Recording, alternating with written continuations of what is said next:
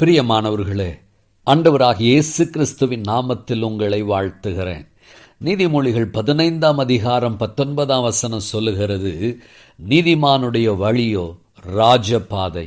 தேவ பிள்ளைகளே, யாரெல்லாம் தேவனுடைய பிள்ளைகளாய் இருக்கிறார்களோ அவர்கள் எல்லாரும் நீதிமான்களாக இருக்கிறார்கள்.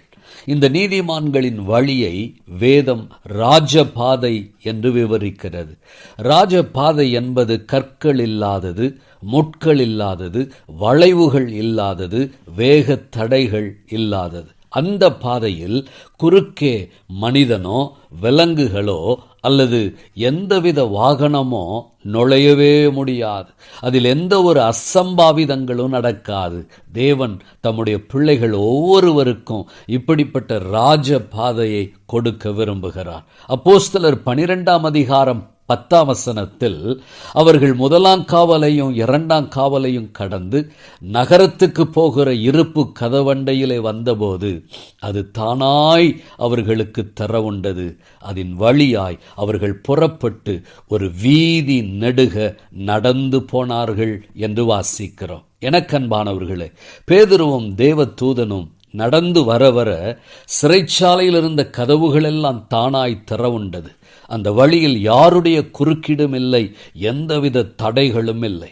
அப்படியே நீதிமான்களாகிய நீங்கள் நடக்கிற வழிகளிலும் எந்த கதவுகள் அடைக்கப்பட்டிருக்கிறதோ அந்த கதவுகளெல்லாம் தானாய் திறக்கப்பட்டு எந்த குறுக்கீடும் இல்லாமல் எந்த தடைகளும் இல்லாமல் உங்களை ராஜ பாதையிலே நடத்துவதுதான் தேவனுடைய சித்தமாக இருக்கிறது.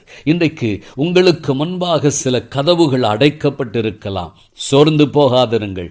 தேவனுடைய வேளை வந்தபோது யாரும் தடை செய்ய முடியாத, எந்த ஒரு குறுக்கீடும் இல்லாத ஒரு ராஜ பாதை செங்கடலில் உண்டானது போல உங்களுக்கான ராஜ பாதை சீக்கிரமாய் திறக்கப்பட போகிறது.